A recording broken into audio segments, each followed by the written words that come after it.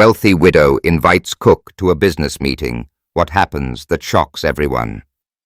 A black woman in a kitchen apron walked into a corporate boardroom, uninvited, and exposed a $6 million mistake in under 10 minutes. They laughed when she spoke. They took notes when she finished. This isn't a story about titles. It's about truth finally getting a seat at the table. She still had bacon grease on her apron when she entered the boardroom. Mariah Jefferson, 54, Southern black, born in the bayous of Louisiana, had skin the color of old mahogany, dark, warm, and polished by decades of heat, steam, and silence. The scent of fried catfish, lard, and boiled greens lingered on her like perfume only working people wear. She didn't wear heels. She didn't carry a briefcase. But she brought something none of the men in that room had: clarity. For 27 years, she fed children who forgot her name by lunchtime. Today, she stood on a floor she used to mop. Ruth Ann Wallace, widow of a cattle magnate, stood beside her like a storm. She didn't ask for permission. "This is Mariah," Ruth said, her voice flat as thunder. "She's been reading your reports for 10 years. Today, she'll fix what your MBAs couldn't." And for the first time in that room, no one interrupted. They had seen her before, just not like this. Mariah Jefferson had walked the halls of Wallace Agricorp for 17 years, not as a guest or a voice, but as a background presence.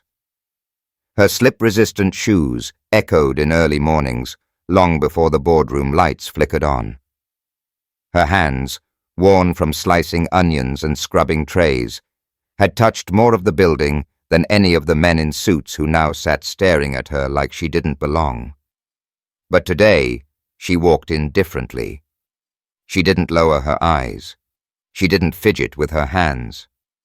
Her skin, the color of seasoned wood, caught the morning sun pouring through the high windows. There was no makeup, title, or illusion, just a woman shaped by heat, time, and survival. They remembered the smell more than the face: cooked cabbage, grease, a hint of the scent of labor, of people who made the building run but were never invited upstairs. To them, she had always been the cook. To Ruth Ann Wallace, she had always been more. Ruth had grown up around women like Mariah, quiet powerhouses with no degrees but full of sense. Women who paid bills with calculators that had missing buttons. Women who could smell a lie before the spreadsheet confirmed it. She had sat at 1,000 meetings with consultants in $400 ties who never once questioned the data. But Ruth had overheard Mariah in the break room, speaking softly to a janitor about fuel spikes and supply chain gaps, like it was second nature. It wasn't the way Mariah spoke that impressed her. It was the clarity. No jargon, no theatrics, just truth, rooted in lived experience. This kind of intelligence doesn't come from a syllabus, but from watching a delivery truck show up late every Tuesday for 12 years and knowing why. And now, she stood in front of them. 12 men with advanced degrees. 12 men had shaken Ruth's hand, eaten food cooked in Mariah's kitchen, and never looked her in the eye. The tension was thick, a class, race, and reality clash. A woman in a cafeteria uniform stood before polished mahogany desks, holding a spiral notebook with hand-drawn graphs and chicken scratch numbers. It didn't look like power, but Ruth knew better. "Gentlemen," she said, without sitting down, "Mariah is here today not to impress you, but to correct you. She's been reading your numbers since you stopped paying attention to them, and if you listen, she might save your quarter." Some scoffed, but Mariah didn't flinch. She opened her notebook. Her voice was steady. "The problem isn't the cost of transportation," she began. "It's how you're misreading demand zones by region. Your trucks are driving half empty because someone's modeling from 5-year-old census data. Silence followed. Not out of disrespect, but out of recognition. Something fundamental had just entered the room. Mariah Jefferson never earned a degree, but she earned something rarer: clarity, born from necessity. Her education didn't come from lecture halls or Ivy League libraries. It came from a folding table in a one-bedroom apartment, where she and her husband Eugene balanced grocery bills against overdue light payments, working out how to feed their kids on a week's worth of wages and still have gas in the car come Sunday morning church. While others chased case studies, Mariah studied life. Every dollar, every delay, every missed delivery became a lesson. Not in theory, in survival. She read quarterly financials the same way she read recipes, carefully, with reverence, and always with the question, what's the missing ingredient? People often talk about instinct, but what Mariah had wasn't luck or intuition. It was data, lived and repeated over the years. She remembered which suppliers delivered late when the weather turned. She tracked patterns without charts, just pencil notes tucked inside her apron, next to the list of cafeteria headcounts and pork order estimates. When dry beans cost rose 12% in 2008, she saw it first, not in the stock market, but in the faces of cafeteria kids who stopped for lunch. She could sense inefficiency as a good cook senses spoiled milk without tasting it. To the men in that boardroom, numbers lived on screens. To Mariah, they lived in real life. A missed shipment wasn't just a line item. It meant someone's meal got cut. A budgeting error didn't mean bad press. It meant teachers would dig into their wallets again. She didn't need a PhD to understand financial bleed. She had cleaned up after it for decades. And yet, when she spoke in that room, breaking down logistical bottlenecks and misaligned incentives, it wasn't just her analysis that stunned them. It was her language. Plain, measured, with metaphors pulled from the stove, not the stock exchange. She described overextended fleets as telling a pot too full to stir. She explained regional overspending by comparing it to seasoning without tasting, throwing money at the recipe and hoping it works out. They listened because she didn't try to impress them. She wanted to make them see. And in doing so, she revealed what their credentials had missed. That knowledge isn't elite. It's earned. Slowly. Quietly. By people no one ever invites to the table. Ruth watched as the room began to shift. Eyes that had once dismissed Mariah as curious now leaned forward, pens tapping nervously. She had flipped the power dynamic, not by demanding respect, but by deserving it in a language the room couldn't ignore. Results. That was the thing about Mariah. She didn't argue to be heard. She clarified to be understood. And she had nothing to prove, except that truth didn't need a title. After she finished, one gray-haired, sharp-tied executive finally broke the silence. "How long have you been thinking like this?" Mariah didn't look up from her notes. "Long enough," she said, "to wonder why no one ever asked." Ruth Ann Wallace hadn't come to the cafeteria to change a life. She went for a routine inspection. Nothing more. It was a humid Thursday in early spring, when the air smelled like wet dirt and fried food. Her assistant had recommended a catered lunch. Ruth refused. She believed in looking people in the eye while they fed you. That's how she was raised, on cattle farms, where handshake deals were worth more than notarized contracts, and respect was earned across kitchen tables, not mahogany desks. That day, her heels clicked across the linoleum floor as she stepped into the staff break room. What she heard next stopped her cold. Mariah wasn't speaking loudly, but her voice cut through the air like a steel blade wrapped in velvet. She showed a younger janitor how to calculate fuel cost projections based on regional inflation and outdated shipping models. No MBA jargon. No fluff. Just simple logic wrapped in real-life examples. Ruth lingered in the doorway, pretending to check her phone, but she was listening with her whole soul. At that moment, she didn't just hear analysis. She listened to an experience that had been compressed for decades, waiting to be noticed. Later, as she sat in her car, Ruth couldn't shake it. The way Mariah's brow furrowed when she explained cost leakage. The way her hands moved was as if sketching supply routes in mid-air. Ruth had been in rooms with economists, advisors, and consultants who couldn't speak half as clearly. She knew what she'd witnessed. She'd seen genius before, quiet genius, the kind that hides behind aprons and prayer.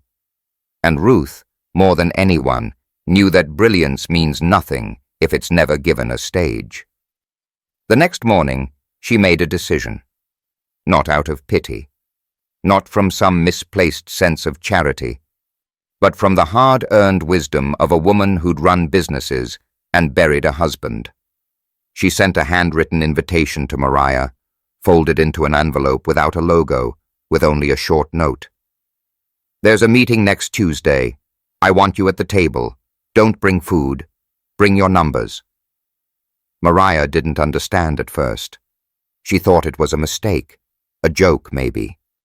She nearly threw the envelope out, but something in Ruth's handwriting felt steady, certain, like it came from someone who wasn't asking, someone who knew. When Tuesday came, Mariah put on her best shoes, not new but polished, and carried her old spiral notebook like armor.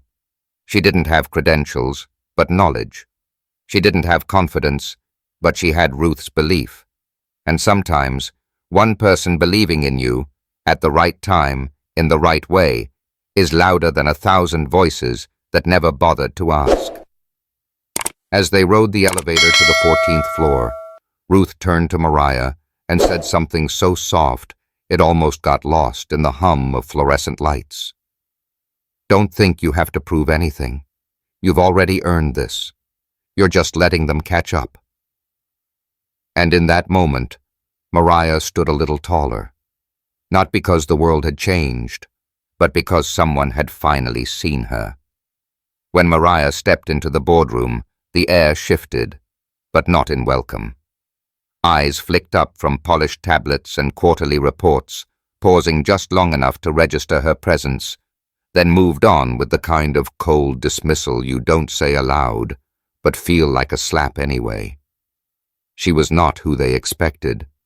She was not who they wanted. A woman. Black. Older. In work shoes, not heels.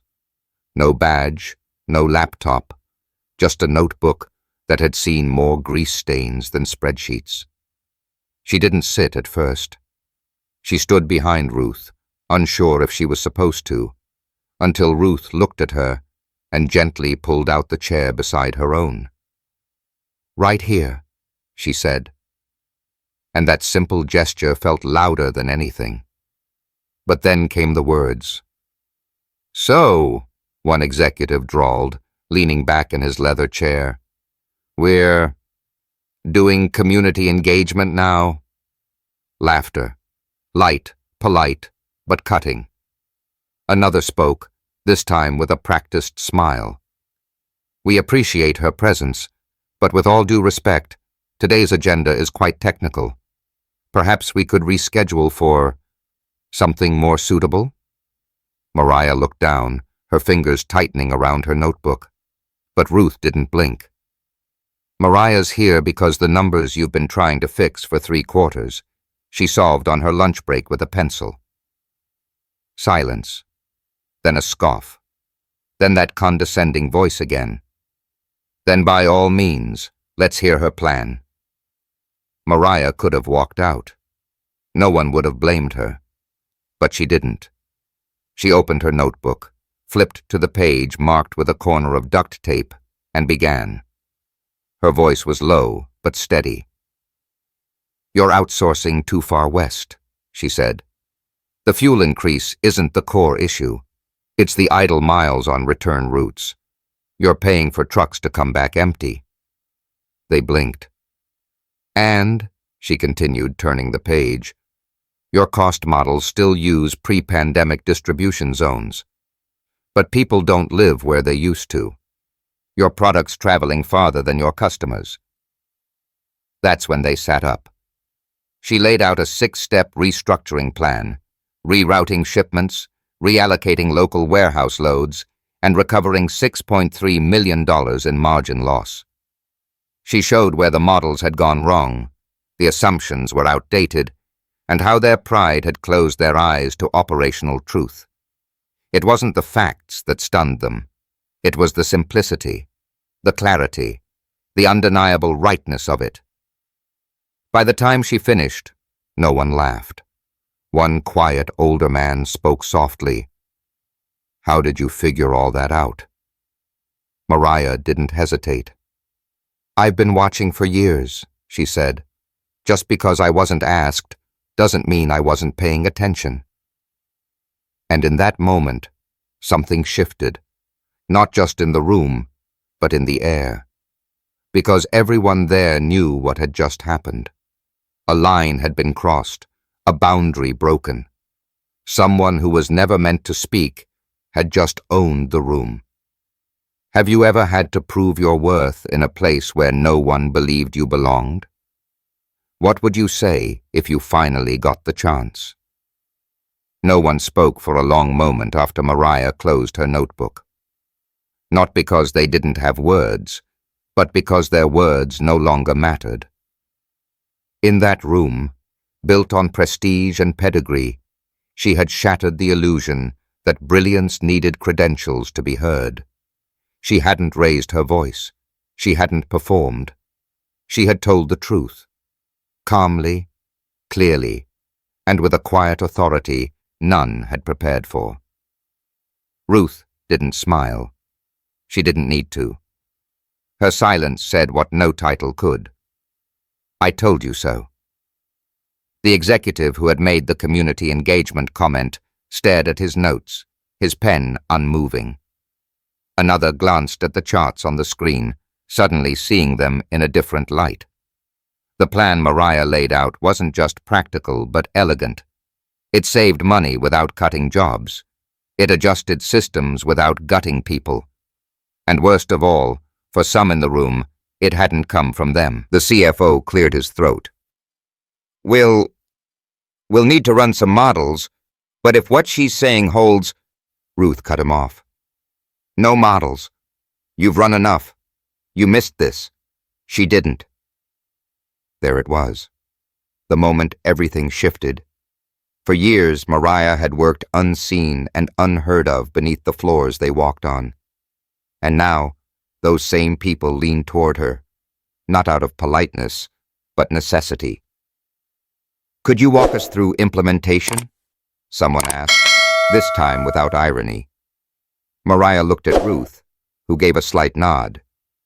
Yes, Mariah said. But you'll need to change how you gather data. And who should you ask for it? That landed heavier than any spreadsheet. They knew what she meant. They had built plans from the top down for too long, asking the same voices and trusting the identical suits. In doing so, they missed the people who lived with the consequences of those plans. Mariah hadn't guessed her way into this solution. She had lived it. Every empty delivery truck, every broken supply chain, every dollar stretched in silence. By the time the meeting ended, she wasn't a guest. She was a consultant. It is not in the title yet, but in weight. The room now orbited differently. People waited for her opinion. They took notes when she spoke. She didn't just earn respect. She reset the room. As the executives filed out, a few nodded to her, small gestures but sincere.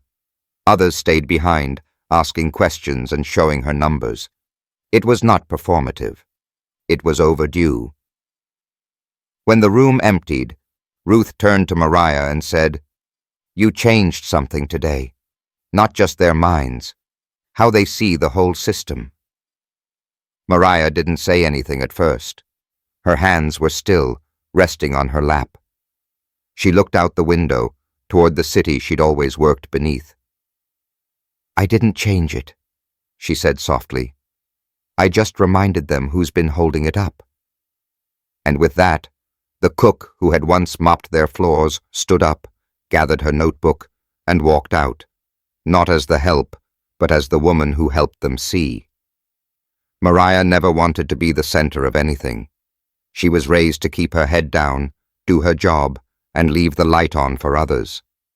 But something changed after that boardroom meeting. Word spread, not just through the company, the town, and the state. People began to whisper her name, not with pity or surprise, but with something closer to reverence. She didn't cash in. She didn't move away. She stayed in the same house off Route 17, where the porch still leaned and the screen door creaked. But on Wednesday nights, the lights stayed on later. The table in her front room turned into something else, a space where stories met numbers, tired hands learned to hold pens again, and people who had always been told they weren't management material began to manage ideas that mattered. She called it Quiet Genius, a workshop for janitors, cafeteria staff, bus drivers, warehouse workers. No microphones, no stages. A folding table, some chairs, and a pot of sweet tea are always warm. The entry fee? One object from your work life. A broom handle, a lunch tray, a uniform name tag, something that reminded you of where you came from. Mariah never taught from textbooks. She taught from memory. She showed how to read a profit and loss sheet by comparing it to a grocery list. She explained ROI using gas mileage on a worn-out Chevy. She didn't elevate her language. She elevated the room. Sometimes they'd ask her, "Why are you doing this?" And she'd say, "Because someone once told me I was worth listening to, and that saved my whole life." Ruth came by often. She never sat at the front. She'd bring a pie and sit near the door, smiling like a proud sister. She knew Mariah didn't need her permission anymore. She was watching a leader lead, in the purest way, without ego, without fanfare, and without forgetting. Months passed, then years. Some of Mariah's students went on to lead logistics teams. Others started small businesses, and a few even spoke on panels, always soft-spoken, always sharp. And in every introduction, they'd say the same thing. "I learned this at Miss Mariah's table." But Mariah never let herself be called a hero. She still cooked breakfast at the church on Sundays. She still wore her old apron, the same one she wore the day she changed the room, not because she needed the reminder, because others did. And when she was asked, in a rare interview, how she found the courage to speak up that first day, she paused, looked into the distance and said, "I didn't speak because I was brave. I spoke because I was tired of waiting to be invited." Then she leaned forward, hands folded, eyes steady. "And if I could go back, I'd tell my younger self this.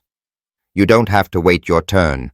You just have to know your worth." That message lived on long after she was gone, not carved in stone or etched into plaques, but carried in the hearts of people who had been overlooked too long and finally learned to speak because someone like them once did. The rag wasn't supposed to be in the room. It had no business among tablets, pens with corporate logos, and pressed suits that had never seen a real kitchen. But there it was, looped through the side of Mariah Jefferson's apron like it always had been, frayed at the edges, stained with years of grease and powdered sugar, the corner still marked with a faint splash of red beans from a Monday in 2011 she never forgot. It wasn't a prop. It wasn't symbolism. It was her life. Most people would have tossed it long ago, washed, bleached, or buried it in a drawer to forget. But Mariah kept it, not out of sentimentality, but reverence. It reminded her of every time she'd been underestimated, every time she'd been spoken to slowly, every time her ideas were dismissed before she could finish the sentence. That rag had wiped tables no one else wanted to touch. It had absorbed the heat of kitchens where the air never moved, where voices were loud, but names were never remembered.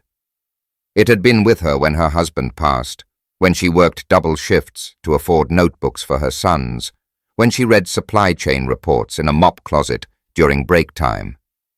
And now it had entered a boardroom. Some noticed it that day, subtly, with glances and sideways smirks. A few may have assumed it was carelessness, that she forgot to remove it, as if professionalism was measured by polish instead of purpose. But Ruth knew better. Ruth didn't ask her to hide it. She ensured there was room for it beside the spreadsheets and strategy decks. Because the rag wasn't a mistake, it was a message. It told the truth no presentation could capture, that brilliance often comes wrapped in the fabric of labor. Knowing how to calculate margins doesn't mean you've never scrubbed them off a tray. That leadership isn't about clean hands. It's about knowing exactly how they got dirty in the first place. In the months that followed, Mariah was offered more formal titles. She accepted one, logistics advisor, but refused to wear anything that erased her identity, and she never let go of the rag. She brought it to every meeting, not as a statement, but as grounding. She'd place it beside her notebook, fold it once, and let it sit. It reminded her where the real numbers came from kitchens, from warehouses, from people who couldn't afford to be wrong. Her rag became a legend in quiet circles. Workers whispered about it in break rooms, how one of their own carried her past into the present and made it powerful. When young interns asked about her process, she never showed them the software. She showed them the rag, held it up, and let them feel the weight. This, she'd say, is where the strategy started. Years later, after her name had become a chapter in the company's history, that rag was framed, not behind glass in a hallway, but on the wall of the training room she built for overlooked staff. Not for honor, for memory. Because that rag didn't just clean, it witnessed, it endured, it became a flag for those who had worked in silence too long. And through it, Mariah never let them forget where she came from and why she never left them behind. Long after the headlines faded and the boardrooms found new heroes to celebrate, Mariah Jefferson remained steadfast, quiet, and more influential than any press release could capture. Her story did not end with applause. It was the kind that kept echoing in whispers, glances, and the sudden pause before someone dismissed a voice too quickly. People wanted to call her a symbol. She resisted that. She said symbols sat still. She hadn't. What she offered wasn't inspiration. It was instruction. And for those who were watching closely, she gave something more lasting than motivation. She gave permission. Not the kind written in contracts or bestowed in emails. The type that lives in someone's chest after decades of being told they weren't enough. She didn't tell people to believe in themselves with bumper sticker slogans. She showed what it looked like to believe in yourself, even when the world refused to see you. That was her revolution. Not a raised fist, but a steady hand. Not a speech, but a sentence said softly, in a room that had never made space for her voice. Her legacy didn't live in trophies. It lived in the people who stopped apologizing for their presence, workers who started asking questions used to swallow. In the cafeteria, the staff ran budget meetings on their own. In the factory floor, supervisor who pulled out a notebook at lunch and began mapping costs, not because anyone asked him to, but because he finally believed he had the right to. Mariah taught them, sacred but straightforward. You can be brilliant, even if you weren't invited. You are allowed to notice, to know, to speak. There were days she still woke early, out of habit, made coffee the slow way, opened the window above the sink, and let the Louisiana air move through her like prayer. She didn't always feel powerful. She didn't always feel brave. But she never again felt small. One afternoon, a young woman knocked on Mariah's door. She was nervous, holding a plastic folder and a trembling dream. She'd heard about the workshops and the rag.